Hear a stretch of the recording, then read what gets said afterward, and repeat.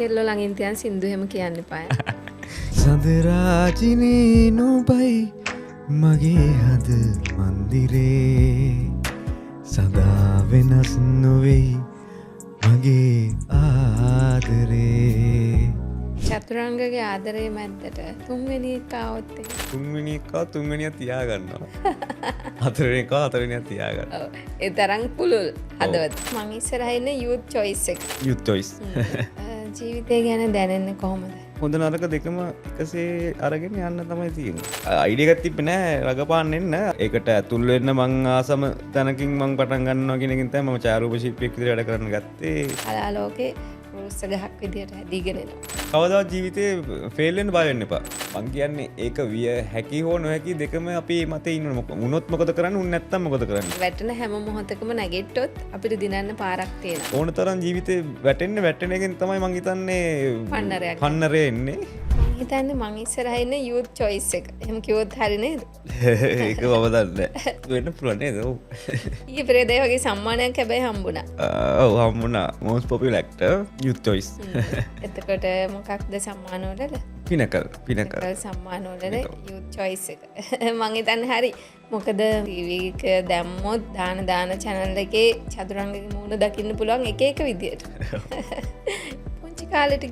පුංචි කාලෙට ගියොත් මමද පවුලෙකම දරුවා නරුවෙක් වෙන්න කියලා අයිඩියා එකක් තිබ්බේ නැහැ පුංචි කාලේ. කොහොමද අත්දැකීම කියන්නේ කොහොමද පාසල් ගියේ? එතකොට මොකක්ද පාසල සහ පාසල් ජීවිතේ කොහොමද?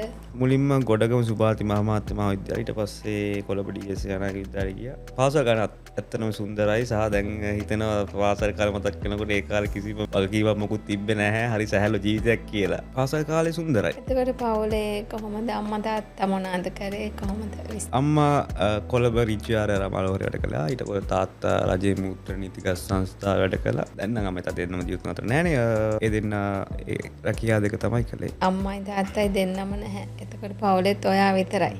ජීවිතය ගැන දැනෙන්නේ කොහොමද? දුෂ්කරයි කියලා හිතනවද? එහෙම නැත්නම් ඒ ගැන හිතන්නේ නැතුවම ඉස්සරහට යනවද? දුෂ්කරයි කියලා හිතන කාල තිබ්බා. හැබැයි දැන් එහෙම හිතෙන්නේ නැහැ සහ ජීවිතේ වෙලා තියෙන දේවල් එක්ක දැන් දරා ගැනීමේ ශක්තිය දැන් එන්න ටිකක් වැඩි වෙලා මටත් දැන් 30ක් ඒ කියන්නේ සාමාන්‍යයෙන් ජීවිතේ මම 60ක් ජීවත් වුණොත් දැන් ජීවිතේ භාගයක් ගෙවලා ඉවරයි. ඉතින් අත්දැකීම් එක්ක දැන් එහෙම ජීවිතේ වෙන හැල හැප්පීම් වලට එහෙම ලොකුවට සැලෙන්නේ නැහැ. ප්‍රශ්න ජීවිතේ එන්න ඕනේ. ඉතින් ඒවත් එක්ක අපි පන්නරයක් ලබනවා. ජීවිතේ හොඳ නරක දෙකම එකසේ අරගෙන යන්න තමයි තියෙන්නේ. ඒ කියන්නේ ඇවිත් තියෙන ප්‍රශ්නත් එක්ක ඒ චැලෙන්ජස් එක්ක මං හිතන්නේ ගොඩක් මෝහත් වෙලා කිව්වොත් මං හරි. hina වෙන්න අමතක වෙච්ච දවස් තියෙනවද? hina වෙන්න ඇත්තටම හැම වෙලේම වගේ අමතක වෙනවා. එහෙම දුකකට නෙමෙයි මේ hina වෙනවා. හැබැයි සමහරවිට අර hina වෙන අපි ගොඩාක් hina වුණාම හිතෙනවානේ ආයෙ ඕකට අඩන්න වෙයි කියලා. يعني hina වෙන්න බයයි. hina වෙන්න බයකුත් නෙමෙයි. hina වෙනවා ඉතින් hina වෙනවා. එහෙම ප්‍රශ්නයක් නැහැ. අමතක වෙච්ච වෙලාවලු තියෙනවා hina වෙන්න.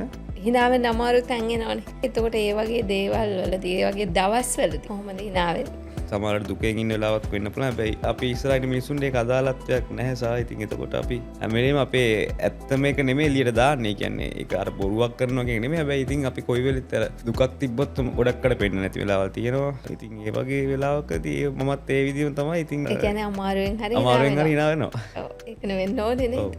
සාමාන්‍යයෙන් ගහක් කපනකොට ලොකු සද්දයක් ඇහෙනවා. හැබැයි ගහක් හිමින් වැඩෙනකොට එතකොට සද්ද ඇහෙන්නේ නැහැ. එතකොට චතුරංග කියන්නේ මම දකින්නේ කලාලෝකේ රුස්ස ගහක් විදියට හැදීගෙන එනවා. ඒ හැදෙනකොට තියෙන දේවල් ටික ඒ කියන්නේ දුෂ්කරතා ටික. ඒක දන්නේ ඔයා විතරයි. ගොඩක්ම මගේ දුෂ්කරතා ගත්තොත් ඉතින් අර දෙමව්පියන්ගේ නැතිවීම තමයි. ඒක මම ඒත් ඒ දුෂ්කරතාවය දකින්නේ නැහැ. මම ආසයි එහෙම ජීවිතේට ලොකු ප්‍රශ්න එනකොට මොකද ආයි අපි ඒක අලුතෙන් ආයි අපේ ජීවිතේ පටන් ගන්නකොට ඒක අපේ ජීවිතේට නිකන් පොඩි අමුතු හයියක්. එහෙම දුෂ්කරතා ආවත් බය නැහැ. අපේ ජීවිත හැම කෙනෙක්ටම ඒක ඕනේ. මොකද මොකක් හරි කතාවක් කොහේ හරි අපේ ලියවිලා තියෙනවනේ ස්ක්‍රිප්ට් එකක්. ස්ක්‍රිප්ට් එකට යන්නේ. ඉතින් එතකොට අපිට ඒ වෙන දේවල් නවත්තන්න බෑ.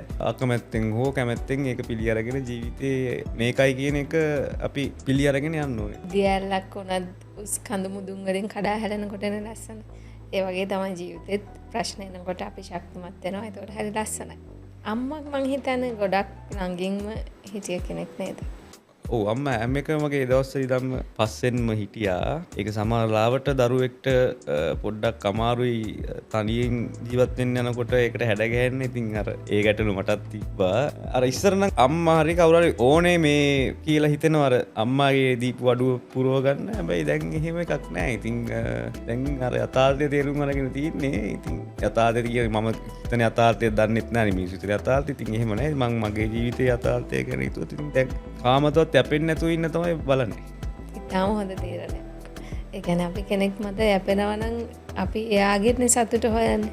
ඒක එයා අපිට දෙන්නත් පුළුවන් නොදෙන්නත් පුළුවන් නේද? හොඳම දේ මං හිතන්නේ ඒ කියන්නේ අපේ සතුට අපි වෙනකොට ඒක නැති වෙලා යන්නේ නැහැනේ. සහ අපි කෙනෙක් අපිට සතුට දෙනවා කියලා අපිට එහෙම කියන්නත් අමාරුයි. ඒක අපි බලන විදිහ අපිට පේන්නේ මෙයා අපිට සතුට දෙනවා කියලා. හැබැයි එයත් ඒ පැත්තෙන් කරන්නේ එයාගේ ජීවිතේ එයාගේ සතුට හොයන එක. අපිත් මේ පැත්තෙන් අපේ සතුට. ගොඩක් වෙලාවට අපි එහෙම කවුරුත් වෙනුවෙන් වඩා අපි අපේ සතුට හින්දා තමයි අපි තව කෙනෙක්ට එහෙම ආදරේ හෝ මොකක් හරි කරන්න කියලා මම හිතන්නේ.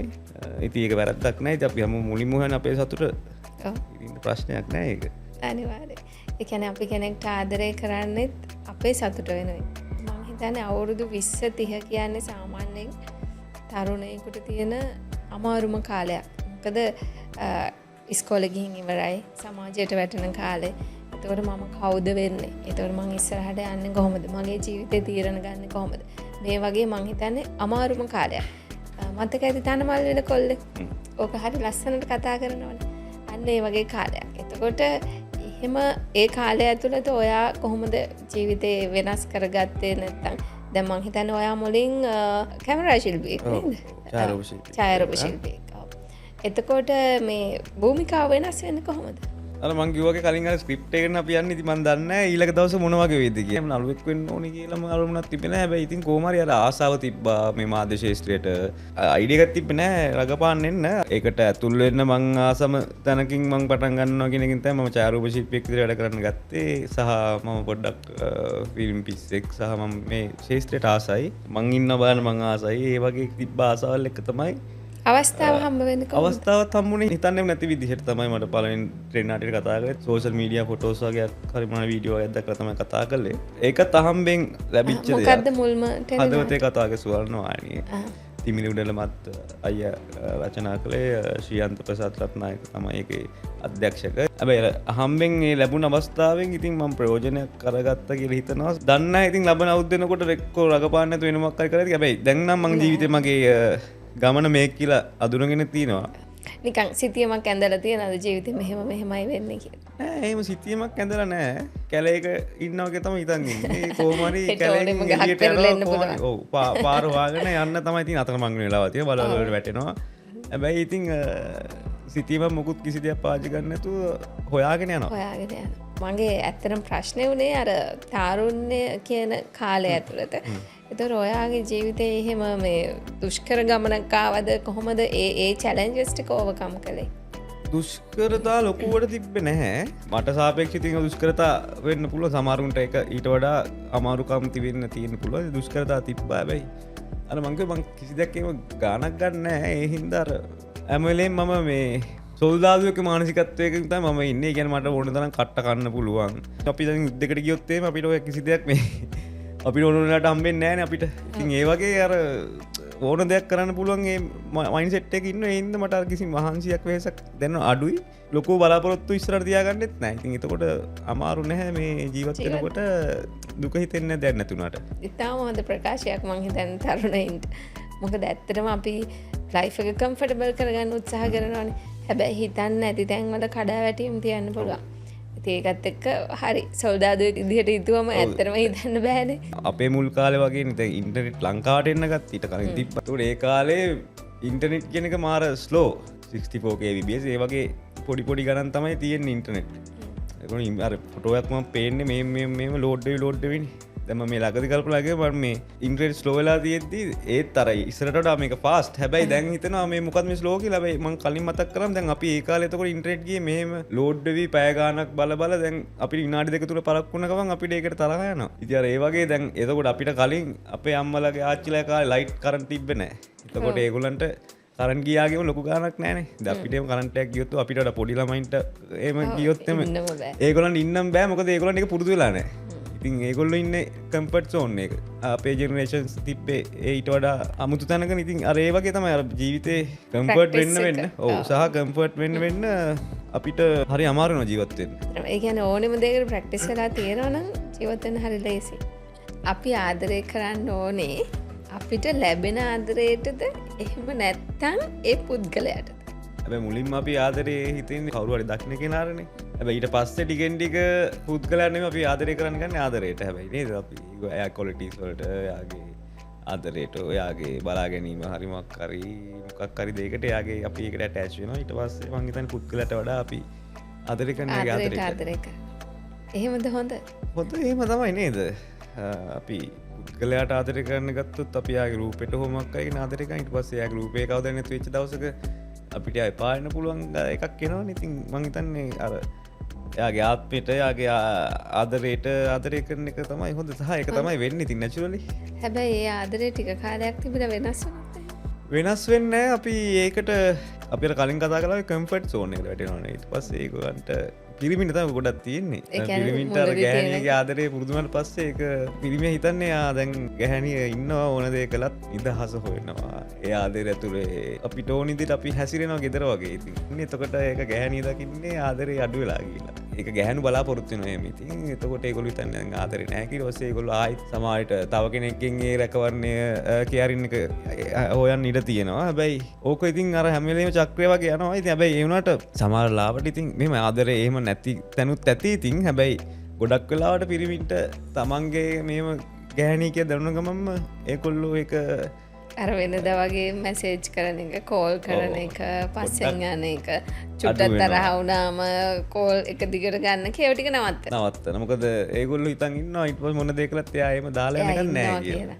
චතුරංගගේ ආදරය මැද්දට තුන්වෙනි කාවොත්තේ තුන්වෙනිකා තුන්වනිය තියාගන්නවා හතරෙනකා හතරනය තියාගන්න ඒ තරං පුළුල් හදවත ඔවු නෑ ඒ තියාගන්නවා කියන ති තියාගන්න ඉතින් බැහැනිතින් අනිත් කෙන කැමති නෑ නෙහෙම තියාග තුන්වැනියෙක් කොයි පැත්තෙන් අවුත් මගේ පැත්තෙන්ද නැත්තම ආදර කෙනක පැත්තෙන එයාට ඉතින් යා දැරණ කෙනගා ඔයාට ඉන්න කියනවා ඒම දැනතන්න නැවතින්න කිය ඔවු නැත්තන් ඉතින් මම බලින් තියාගන්නත් බෑ සහ මට එහෙම තුන්වෙනික් මගේ පැත්තෙන් අවුත් ඉතින් මත් ඒකම තමයි ඉතින් ඒතකොට ආදරමක්කරි ප්‍රශ්නයක් හරි අඩු පාඩුවක් කර තියෙන්න්න පුළුවන් එකන හිඩසක් තියෙන තැනක්න ෆිල්වෙන්නනේ කොහොම කිව්වත් ඉතින් අපිට සමාලට දැන දේවල් අපි නවත්තන්න බෑ ඉතින් එතකොට හොදමදේ ඒක අපි කියලා අයින් වෙන එක හෝ ඒකෙනාට එහෙම තියත් තියෙනවනං ඒගාට කියලා අපි ටයින් වෙන අපිට අතාරගන්න පුළුවන් මානසිකත්වයක් තියෙනවනසා ඒක පිළියරගන්න පුළුවන්